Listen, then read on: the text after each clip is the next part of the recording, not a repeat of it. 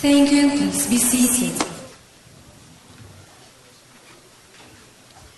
Congratulations to the new inspectors. 3 cheers for our new inspectors. Hep hep. Hep hep. Hep hep. 3 cheers for those who are left. Hep hep. Hep hep. Hep hep. Tagapamagitan class of 2013. Slung.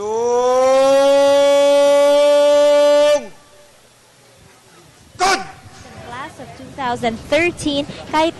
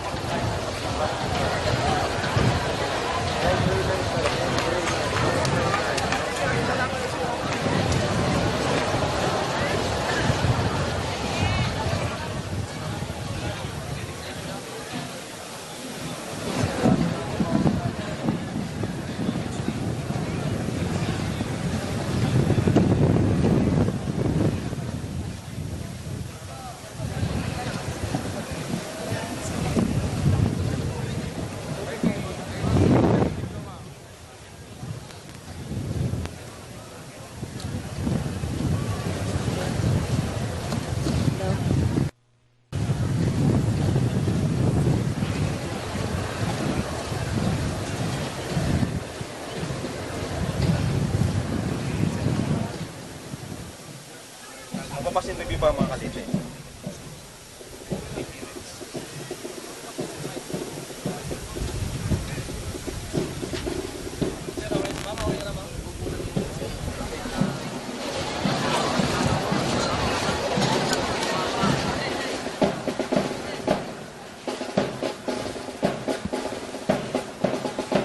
high spirits and hopes pa rin ang graduates ng tagapamagitan class of 2013 kahit na medyo inulan ang kanilang graduation rites dito sa PNPA Camp General Mariano Castañeda dito sa Silang, Cavite.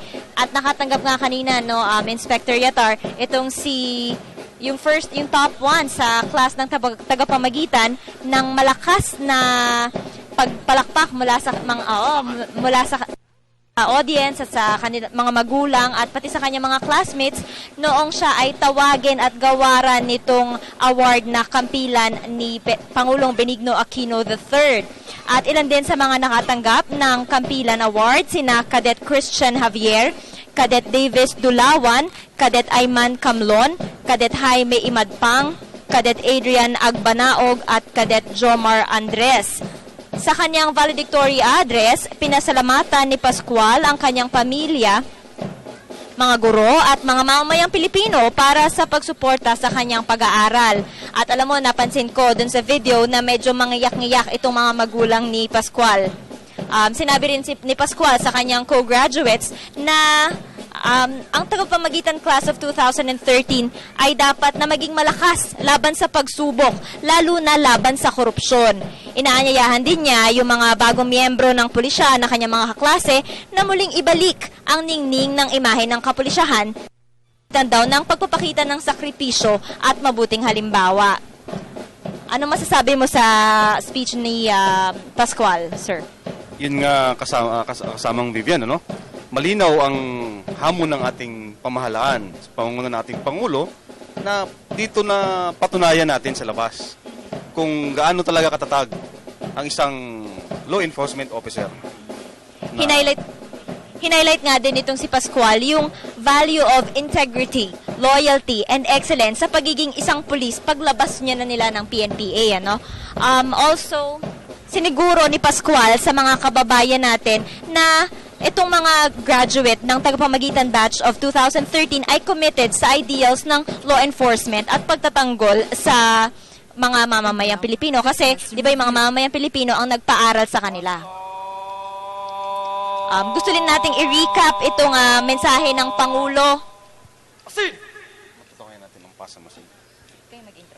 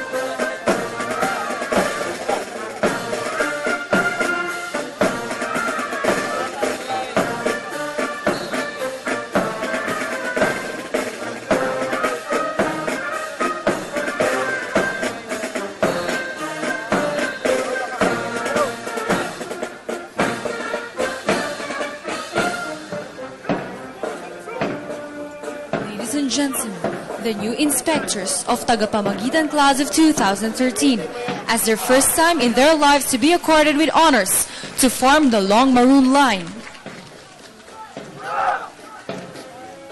Approaching the grandstand, ladies and gentlemen, is the Mandilab class of 2014, Regimental Commander and Staff, Regimental Commander Malon Masbate, Adjutant Mindanao Rizal, Admin Naraha Pangasinan, Negros Baguio City, Finance, Bauson Cagayan, Sergeant Major, Bago Cagayan, Honorcom, Ungria Benguet, Standard, Ganasa Ilocos Sur, Research and Development, Rapanot Sultan Kudarat, CRO, Rosete Cagayan.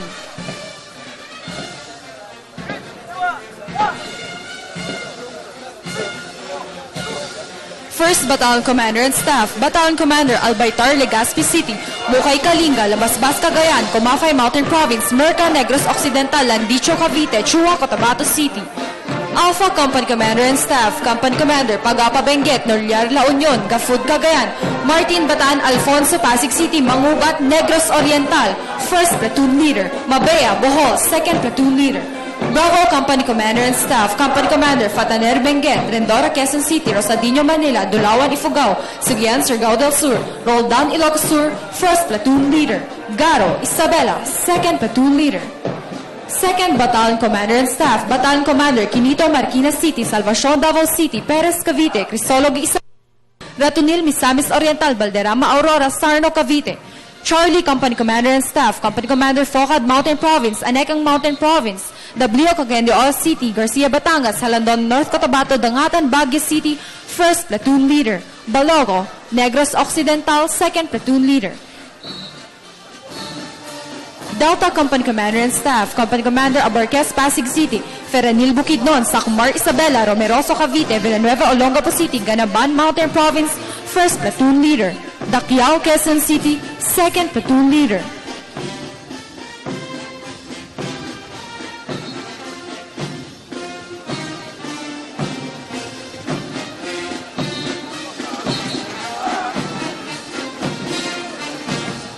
May we all rise for the colors. Color Officer Olyaon Kalinga. 3rd Battalion Commander and Staff, Battalion Commander Lalamoro Rizal, Villavicencio Iloilo, Olinares Camarines Sur, Panogan Kalinga, Florin Bicol, Flores, Davao City. Echo Company Commander and Staff, Company Commander Damoslog Benguet, Cabe, Tagum City, Abilida Valenzuela, Marquez, Quezon City, Pagaduan, Pangasinan, 1st Platoon Leader. Palma, Batangas, 2nd Platoon Leader. Foxtrot Company Commander and Staff, Company Commander Macusi La Union, Merli Pampanga, Norbert General Santos City, Calosa, Nueva Ecija, Manaticaw, Davao City, Abdurajak Holo Sulu, 1st Platoon Leader. Castro, Tondo, Manila, 2nd Platoon Leader. 4th Battalion Commander and Staff, Battalion Commander Alier, Davao City, Eblano, Vizcaya, Punzalan, Marikina City, Cotinedo, Misamis Oriental, Suyo, Davao City, Rama, Cagayan de Oro, Manila, Negros Occidental. Gulf Company Commander and Staff, Company Commander Frial, Caloocan City, Bonilla, Negros Occidental, Mamolang, North Cotabato, Castro, Davao City, Aboga, Makati City, 1st Platoon Leader. Frejas, Sorsogon City, 2nd Platoon Leader. Hawk Company Commander and Staff, Company Commander Cosain Oriental, Salcedo, South Cotabato, Ubaog, Misamis Oriental, Camarillo, Zamboanga City, Pugoy, Iligan City, 1st Platoon Leader. Presbitero, Cebu, 2nd Platoon Leader.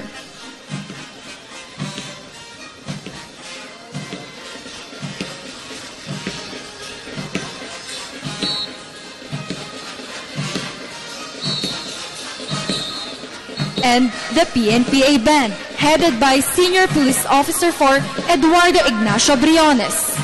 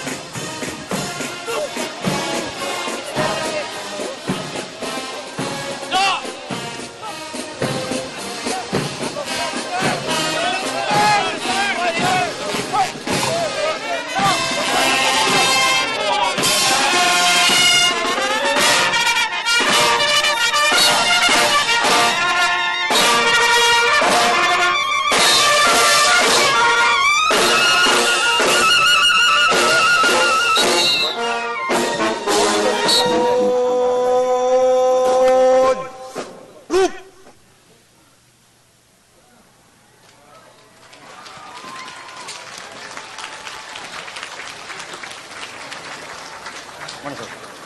Red Malone, sir, mas bado.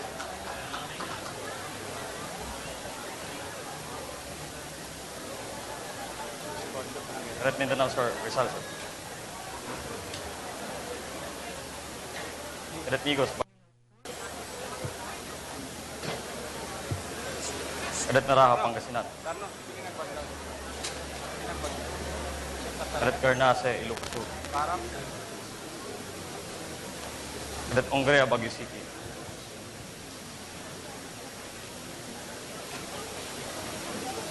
Red Bago, Cagayan.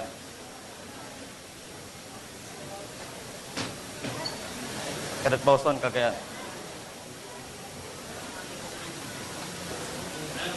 Red Trapanan, Sultan Kudarat. And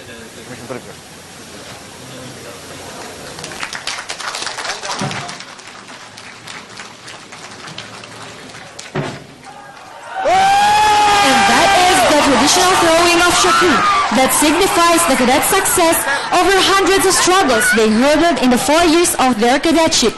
This also signals their acceptance of the newly designed task to them, that is to protect and serve the people in performance of duty. Our guests, parents, ladies and gentlemen, that concludes the 34th PNPA commencement exercises for Tagapamagitan Class of 2013.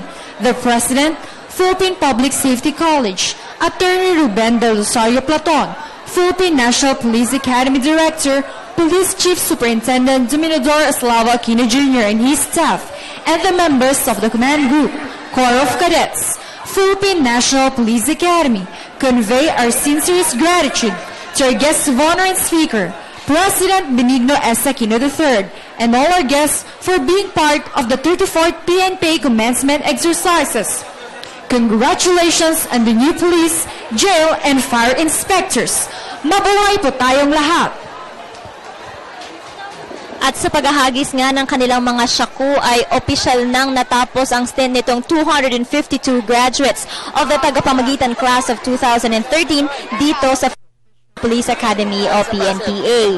Sa kanyang mensahe kanina, sa mensahe ni Pangulong Benigno Aquino III kanina, ay nag-post siya ng challenge sa mga graduates na gawing boss ang mga Pilipino at huwag bibiguin sa kanilang pagsisilbi bilang police. At ngayon nga papalapit na ang eleksyon, ay sinabihan niya sila na ang duty nila ay mapanatili or makapagpatupad ng maayos at payapang eleksyon.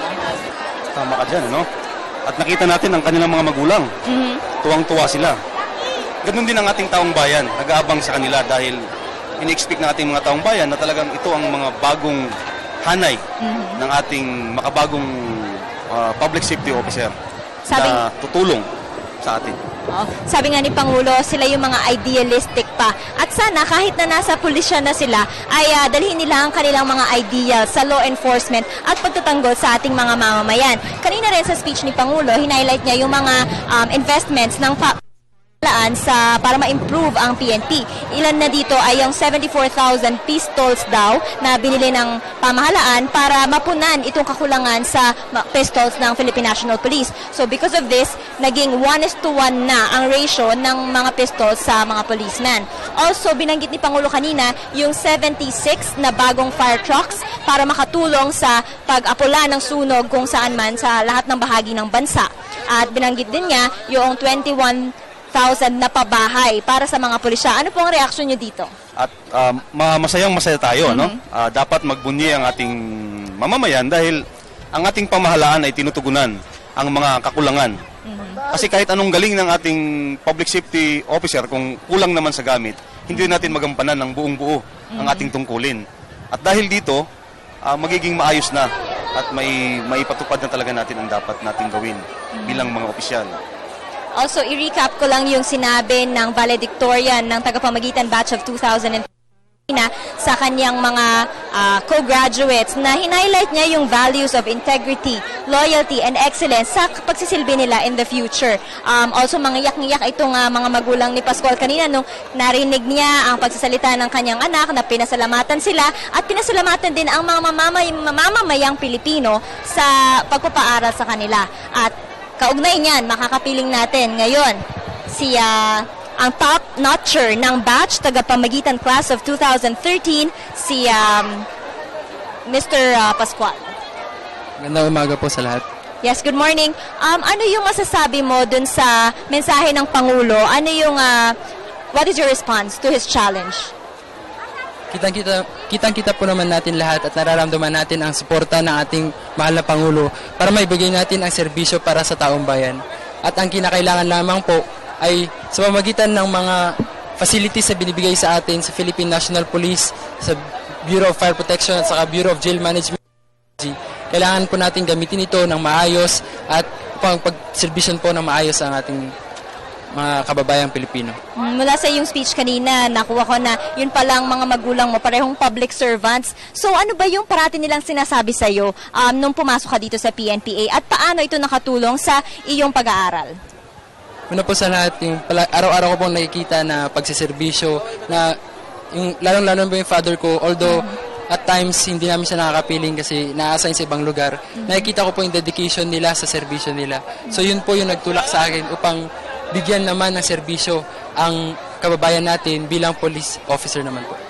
Nung nabalitaan itong tatay mo na ikaw nga ang top-notcher ng batch na ito, ano yung reaction niya? Nag-man-to-man talk ba kayo?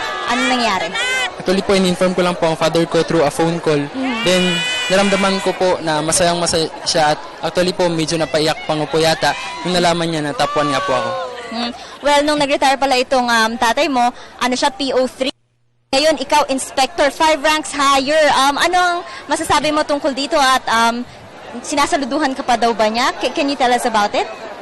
Actually po, sabi niya, after 4 years na pagpasok ko po, ako nasasaludo sa'yo. Pero sinabi ko po na maging inspector man ako, maging general kung sakasakali, sasaludo pa rin ako sa kanya. Kasi siya ang nagbigay ng inspirasyon para sa akin upang ipagpatuloy po ang kanyang nasimulan. Curious lang ako, ano ba yung pinaka-challenging times mo dito sa PNPA?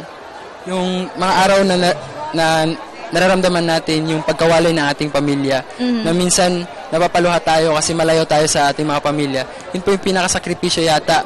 Pinakasakripisyo ko o hindi man, sakripisyo din ng mga kamag-aral ko at mga underclass na habang nasa loob. And how did you overcome that? Yung longing para sa mga magulang mo, na makita sila? Iniisip na lamang po namin o iniisip ko na lamang po na ang araw-araw na ginagawa ko dito ay para po sa kanila. At sa pag nag-quit po ako o nag-resign sa academy, malaking kahiyan sa aking pamilya. So bilang respeto na lamang po at bilang pagganti sa kanilang ginawa sa akin, ginawa ko po ang bawat araw ko dito upang makabuluhan po. Pag-usapan naman natin yung memorable experience mo dito sa PNPA. Ano ba yon? Siguro po mga memorable experience ko during every after semester na nabibigyan tayo ng karangalan dahil sa maganda nating performance sa academics and likewise po sa tactics. So yun po yung parang nagbuboost ng moral natin upang ipagpatuloy ang ating nasimulan. Bilang retired police, ano ba yung madalas pinapayo sa'yo ng tatay mo? Ang madalas po yung pinapayo sa akin nung nasa serbisyo pa siya, yung paghawak ng tauhan. Kasi bilang isang tauhan ng kanyang boss, marami pong siyang nakikitang style ng leadership. So yun mga pinapayo niya sa akin kung paano pasunurin, paano kunin ang tiwala at pagsunod ng ating mga tauhan. If you are given the chance na mamili kung saan ka magsisilbi o anong field, ano yung pipiliin mo at bakit ito? Sa ngayon po ang assignment ay sa Region 6. Kasi po naniniwala ako na gusto ko po na mabuhay or mag-grow sa isang environment na wala akong alam para makita ko ang sarili ko na mag-grow at mag-immerse sa community. Yun lamang po. Ano yung mga gusto mong pang malaman pag na-assign ka dito sa Region 6? Siguro po ang gusto kong malaman ay una sa lahat yung kultura ng mga taga roon. Kasi sa pamamagitan ng pag-aaral natin ng kultura nila, makakapag-serbisyo tayo ng maayos. Well, last year, yung valedictorian last year, inofera ng house ng bahay, niregaluhan ng bahay ng local city government. Ngayon ba, meron bang ganong offer sa'yo? Hindi pa po natin masasabi yan sa ngayon. Hindi ko pa po nakakadaupang palad ang aming mayor o ang aming governor after po ng graduation. Oo, at kapiling din natin ngayong umaga itong iyong ina na nag-raise sa'yo. Good morning po, ma'am. Good morning, ma'am. Ano po ang mensahe ninyo sa inyong anak na nagtapos bilang top-notcher ng tagapamagitan batch of 2013? Bago po ang lahat, ma'am, nagpapo ako sa Panginoon sa paggabay niyo sa aking anak.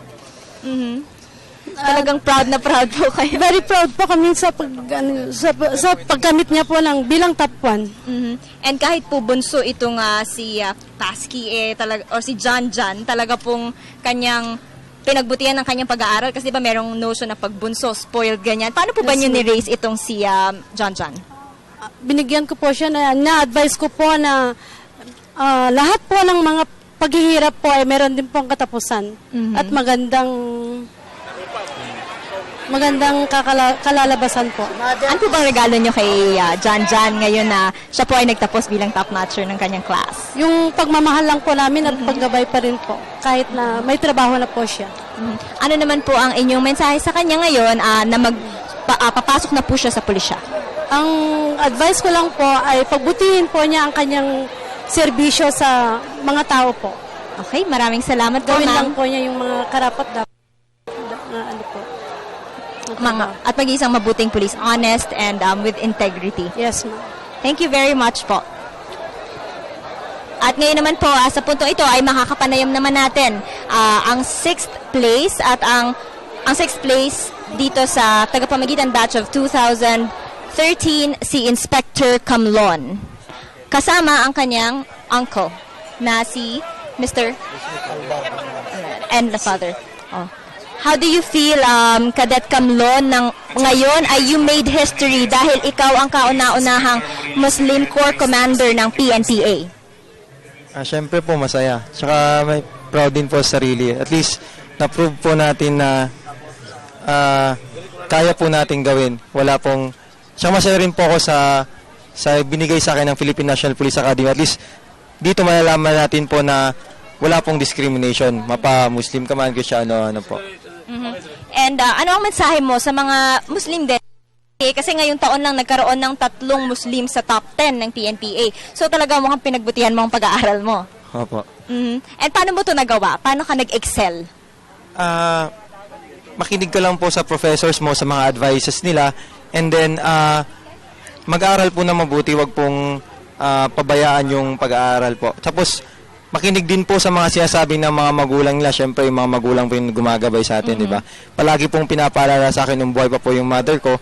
Sasabi niya na, pagbutihan yung pag-aaral nyo kasi yan lang yung parang may papamana nila sa amin. Yung education lang po talaga yung, wala po silang ibang may papamana kundi yung education lang po. Oo, hindi ka ba nahirapan dahil syempre ikaw yung Corps Commander, tapos meron ka pang academics, additional work yung Corps Commander, so hindi ka ba nahirapan doon? Mahirap po. Kailangan lang po talaga is yung determination, tapos dapat po pagbutihan mo po yung time management. Yun lang po yung sekreto doon. Tapos yung syempre, inspirasyon mo po. Ano ba yung goals mo sa pagsali sa PNPA? Nung una po kasi talaga, nursing student po kasi talaga ako eh. So, yung father ko nga po against po to sa pagpasok ko dito eh. So, yung goal ko lang po is makaiwas po sa burden na siya. 9 po kayo magkakapatid eh. 10 po kayo magkakapatid. So, naramdaman ko din na medyo naghirap na yung business ng father ko. So, sabi ko, kailangan ko ng something na makakatulong ko sa father ko. Kaya yun po, pinili ko. Nung malaman kong libre po lahat dito, yun po, nag-decide po ako na pumasok po dito. Daddy, against daw po kayo nung una. Bakit naman po? Hindi naman against na talaga. Kasi yung una talagang pangarap na ay maging doktor. Okay. Yun lang. Hindi naman talagang against. And ngayon po, na nagtapos po siya sa top 10 ng kanyang class, top 6 pa po, ano po ang inyong nararamdaman at mensahe niyo po sa kanya? Siyempre, masayang-masaya. Sala hindi namin inaasahan yan talaga na pumasok pa siya sa top 6 dahil sa nangyari sa kanyang mama. Talagang nagkasakit kasi doon kami sa hospital. Talagang palagi yan doon. At saka nalaman ko pa yan sa sa kapatid niya na ayaw na bumalik dito sa loob. O tinawagan siya doon sa Cebu. Sabi ko, umuwi ka na ng Manila. Okay. Maraming salamat po kay Cadet Camlon at sa kanyang mga Inspector Camlon at sa kanyang mga magulang. Ngayon naman ay makakapanayam natin si Inspector Jean Calieja or Jean Calieja with her mother na si Ginang Teresita Calieja. Magandang hapon po, ma'am, and magandang hapon po. Ikaw ang nagtapos na pinakamataas sa lahat ng babae dito sa PNPA Batch 2013. Anong nararamdaman mo? So, totoo lang po, sobrang saya ko po ngayon at di mapaliwanag. At natutuwa ako kasi nasundan ko talaga yung yapak ng papa ko. Though hindi niya natapos yung compulsory retirement kasi nagkasakit yung papa ko. Nagka-brain tumor siya, but still, he has been my inspiration para tapusin ko lahat ng to. Medyo, it's for my family. Medyo nang hinayang ka ba na hindi tama dun sa top 10 or ano? Okay lang po sa akin kasi I deserve what I am now. Ano yung ranking ko ngayon? Dati palang pulis yung tatay mo. Ano ba yung parati niyang sinasabi sa'yo nung pumasok ka dito sa PNPA? Yung sa una po, sinasabi niya sa akin na tatagan ko lang yung loob ko kasi kayang-kaya ko yung kahit babae ako. Tiwala siya sa akin na kakayanin ko yung lahat. Kasi criminology ako sa labas eh. Kasi dati ang gusto nila sa akin nila mama, mag-nursing ako. Ayoko mga injection ng ganun. Kaya mas gusto ko yung baril talaga. So, ano ang plano mo paglabas mo dito sa PNPA? Sa ngayon, ang plano ko muna mag-celebrate with my family, and of course, pag nabigay namin sa amin yung assignment namin, pag-iigihan ko talaga. Saan mo ba gusto ma-assign? Sa akin, ang gusto ko sana is back to region. I'm from Region 5, proud to be a Bicolana. Yes. Mami, ano naman po ang mensahe ninyo sa inyong anak na nagtapos po sa top 16 ng kanyang klase? Kahit po babae po siya, talagang pinakita niya na ang mga babae din. Una po sa lahat, marami pong salamat. Una sa Panginoon, mahal na Diyos. Dahil binigyan po ang anak ko ng magandang loob. Saka matalino. Noong una po ba natakot kayo nung pumasok po siya sa PNPA? Ano po yung naramdaman nyo? Sa totoo lang po, hindi pa ako natatakot kasi lahat naman tao mamamatay. Basta ang ano ko lang po, yung future niya po, na maging successful po siya sa kanyang karir. Ano pa po yung mga dreams nyo para kay Jean pag po siya po ay naging isang police na po? Ang gusto ko lang po sa kanya, bagi pong marunong po siya magdala ng tao sa gabos na sa lahat po na maging sa kanyang sa kanyang chosen field. Opo. Jean, gusto ko namang malaman kung mahirap ba na isang babae ka tapos puro lalaki yung mga classmates mo and pare-pareho yung ginagawa ninyong activities. Gaano kahirap to? Sa una po, kailangan mo talaga mag-adjust. Pero as time goes by na, within 4 years, nakayanan naman. Lahat naman ng babaeng pumapasok dito nakakayanan talaga. Tsaka pag talagang may perseverance ka talaga, tsaka nagtyaga ka, kakayanin mo lahat, kahit ano pa yan. Ano yung greatest challenge sa pagpasok mo dito sa PNPA?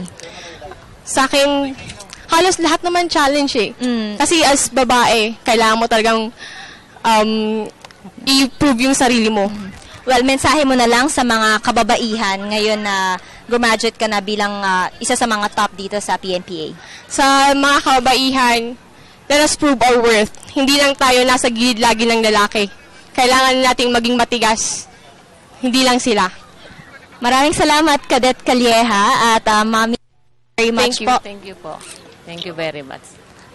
Oo, at nakapanayam nga natin ang top graduates ng PNPA Batch 2013 ang tagapamagitan at binanggit nga kanina na kaya daw tagapamagitan ang pangalan nitong batch na ito ay dahil gusto nila maging mediator, arbiter o maging bridge sa paghahatid ng katarungan at serbisyo dito sa mga mamamayan. Tama yun, Vivian, ano? Sa pangunguna po ng aming pamunuan, sa pangunguna po ng aming presidente ng Philippine Public Safety College, Atty. Ruben de Rosario Platon, ang ating pong direktor ng PNP, Police Chief Superintendent Dominador Iacchino Jr. Kami po ay nagpapasalamat sa ating mga kababayan na nagantabay nitong ating pagtatapos ng ating mga makabagong henerasyon at ang tawag namin dito young blood ng mga new public safety officer na maglilingkod sa ating bayan. Inspector Yatar, hindi pa po kita natatanong kung ano ang mensahe nyo sa mga nagsipagtapos ngayong araw. Una, binabati ko sila at natapos nila yung 4 na taon dito sa academy at tulad ng sinabi ng ating Pangulo, ganun din ang aming ipinapaabot sa kanila na sana tuparin nila kung ano man yung tungkulin nila sa taong bayan bilang pagbabalik tanaw doon sa ibinigay naman sa atin ng akademya. Ito po'y galing po sa taong bayan. At dyan po nagtatapos ang coverage natin ng 34th Commencement Exercises ng Philippine National Academy o PNPA at sana nga po ay ang mga policemen natin ay continue to live with honor, discipline, and excellence. Ako po si Vivian Gulia kasama si Inspector Yatar, Chief Inspector Yatar dito sa Silang, Cavite. Maraming salamat din.